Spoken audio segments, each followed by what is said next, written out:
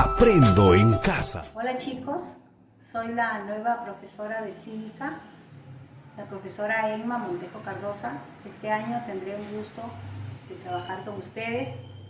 Espero hacerlo bien y espero que ustedes también apoyen el trabajo que lo vamos a realizar de forma virtual.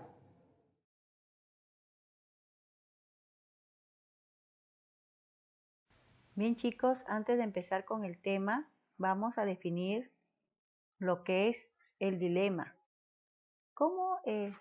¿Qué es el dilema? El dilema es una situación difícil o comprometida en que hay varias posibilidades de actuación y no se sabe cuál de ellas escoger, porque ambas son igualmente buenas o malas. O sea, es como que si estamos en una encrucijada, ¿no? En dos caminos donde no sabemos a cuál de ellos ir. Entonces, ¿qué es el dilema moral? Se denomina dilema moral a las diferentes situaciones muy difíciles en las que se nos presentan diferentes alternativas, entre las que debemos elegir la que consideremos mejor. Es cuando ahí se nos presenta este dilema. Es como una encrucijada, donde debemos pensar cómo actuaremos y distinguir entre lo correcto y lo incorrecto entre las opciones que tenemos.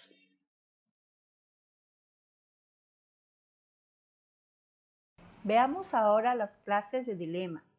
Existen dos clases de dilema, los dilemas morales hipotéticos y los dilemas reales. ¿Qué vienen a ser los dilemas morales hipotéticos, no? Son unas suposiciones, ¿no? Cuando hablamos de algo hipotético es suponer.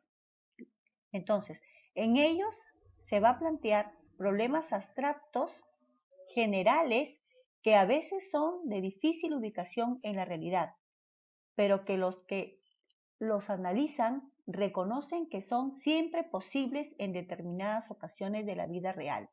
Se suelen obtener de la literatura, de los medios de comunicación o de la propia imaginación de quien los elabora.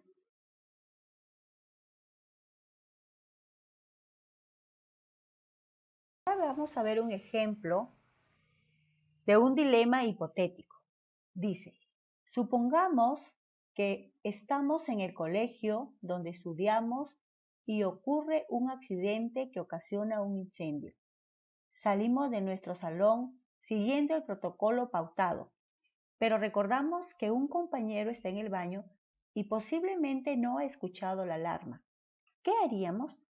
Miren, aquí en este caso nos están planteando esta situación con la finalidad de conocer cuál sería nuestra reacción ante situaciones que no son reales o no están sucediendo de verdad.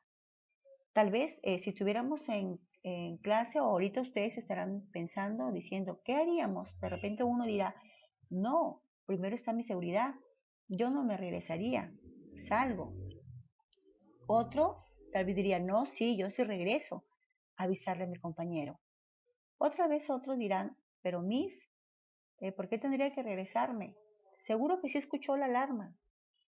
Entonces, no lo hago, ¿no? Entonces, son diferentes situaciones. Esta situación nos plantea, ¿no? Que no sabemos, como les dije en un comienzo, como una encrucijada. No sabemos qué decisión tomar en un momento tan difícil como este.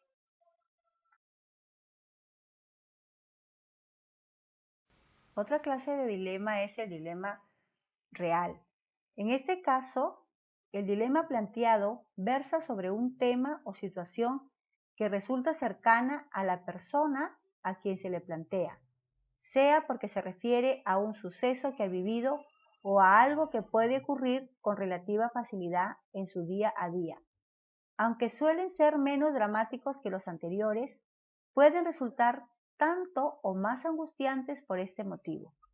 No es necesario que la persona a quien se le plantea el dilema sea el protagonista de este, pudiendo preguntársele qué debería hacer el personaje. Entonces, aquí vemos que estos dilemas morales reales se basan en hechos reales, cercanos en el tiempo o en el espacio a los sujetos, ¿no?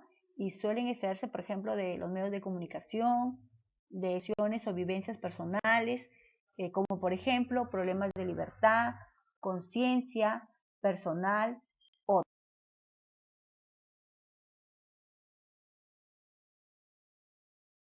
Veamos un ejemplo de dilema moral real. Dice, ¿le darías una limosna a un mendigo alcohólico aunque supieras que probablemente se gastará el dinero en vino?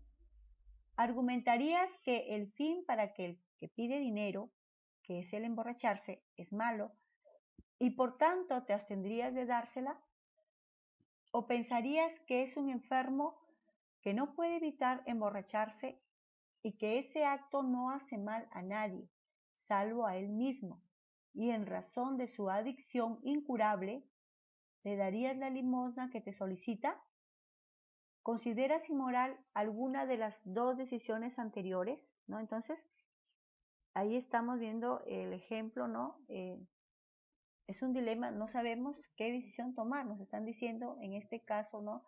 Si le damos, estamos, tal vez dirán, si le doy, él no lo va a usar para alimentarse, lo va a usar para emborracharse, por lo tanto no le doy. Pero si no le doy, otros dirán, pero si no le doy, tal vez no lo iba a usar para comprar alcohol, sino lo iba a usar para alimentarse.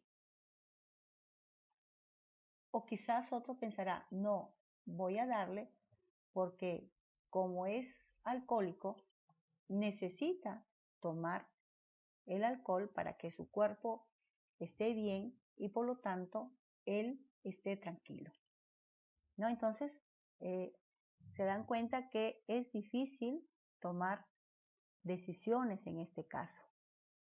Otro caso que les quiero narrar acá, ¿no? Dice, en la clase se ha roto el cristal de una ventana como consecuencia de la mala conducta de un alumno. El profesor pregunta, ¿quién ha sido? Diciendo que si el culpable no aparece, toda la clase tendrá que pagar su reparación, además de sufrir otros castigos. Un grupo de alumnos sabe quién es el responsable, pero deciden no decir nada, porque el alumno causante del problema es amigo de ellos, y no quieren ser acusados ni de chismosos ni de traidores.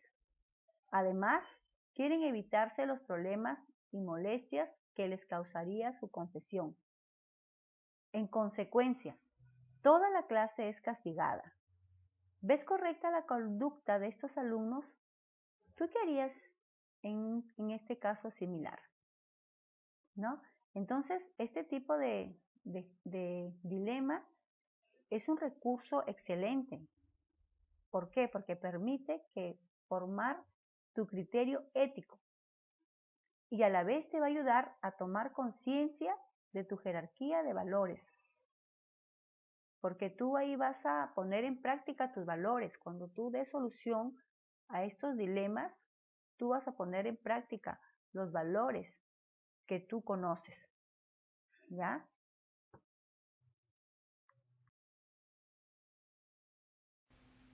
Hablemos ahora sobre la resolución de dilemas. Para resolver hay que dar los siguientes pasos. Primero, enumerar varias opciones. Los problemas cuando se plantean como dilemas obligan a votar entre una o dos opciones. A veces es posible evitar el dilema buscando soluciones alternativas. Esta búsqueda de alternativas favorece la capacidad de encontrar otras soluciones que puedan resultar más favorables sin forzar una opción que suela conllevar alguna. Lo segundo es argumentar a favor de cada opción. Para tomar una decisión, tenemos que buscar los argumentos que están a favor de cada una de las dos opciones que se nos presentan. No sirve cualquier argumento, sino solo aquellos que pueden justificar moralmente lo que hacemos. Si alguien nos pregunta por qué hemos pegado a un compañero en clase, podemos responder que ha sido porque le odiamos Es sin duda una explicación, pero es muy difícil que alguien considere que nuestra acción está justificada con esa explicación.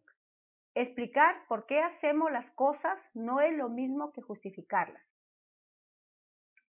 Los argumentos que se suelen emplear en la argumentación moral son en general de dos tipos: las consecuencias y el principio o valores. Otro punto u otro paso que debemos tener en cuenta es el análisis del problema. Al actuar, tenemos en cuenta los valores morales, es decir, nos preocupa saber si lo que hacemos está bien o está mal. Cuando hacemos lo que está bien, nos sentimos satisfechos y orgullosos de nuestras acciones. Cuando hacemos lo que está mal, nos sentimos culpables y avergonzados.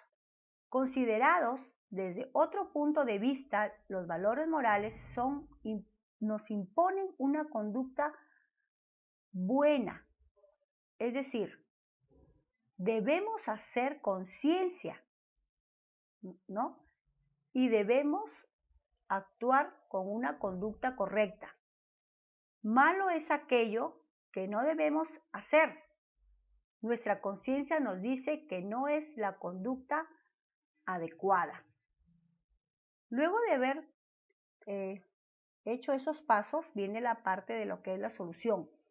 Al final hay que exponer lo que uno mismo haría en el caso de encontrarse en una situación semejante. Para ello hay que redactar una exposición en la que dejemos claro qué es lo que pensamos que se debe hacer y cuáles son las razones que justifican nuestra decisión.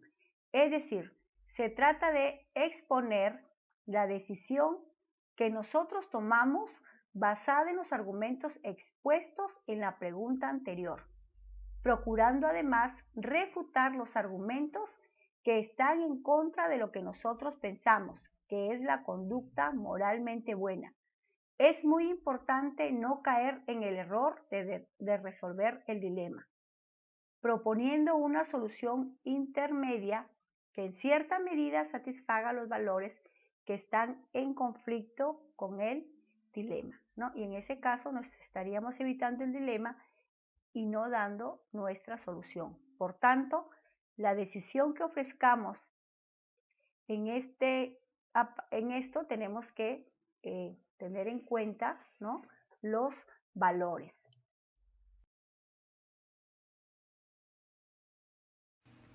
Lo que es la ética y la moral juega un papel muy importante en la solución de los dilemas. Veamos qué es la ética, ¿no? La ética viene del griego ethos, que significa forma de ser o carácter. La ética estudia los principios que deben regir la conducta humana al tratar de explicar las reglas morales de manera racional, fundamentada, científica y teórica.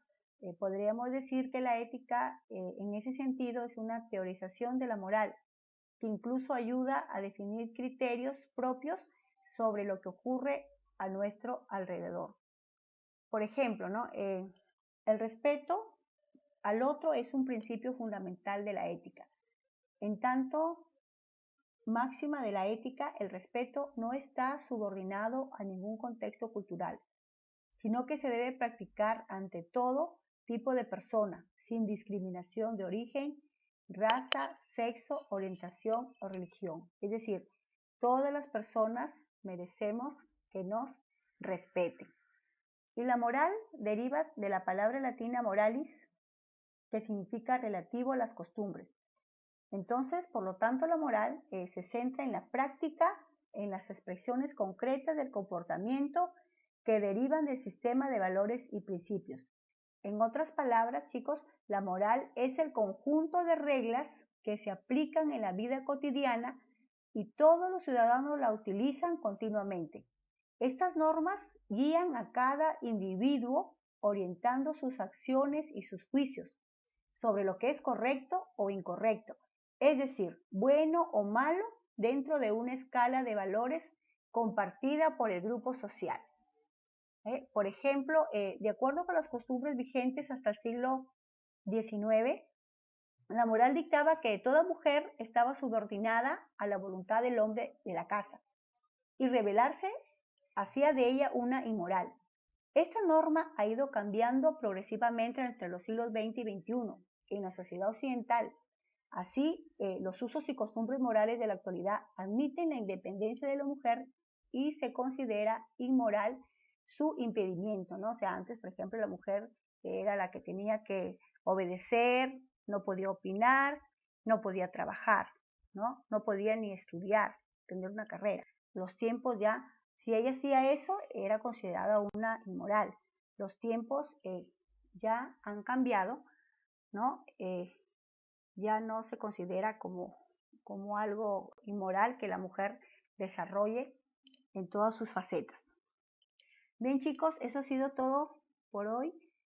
Nos vemos en la siguiente clase y la actividad se las voy a dejar en la plataforma. Nos vemos, hasta luego. Cuídense.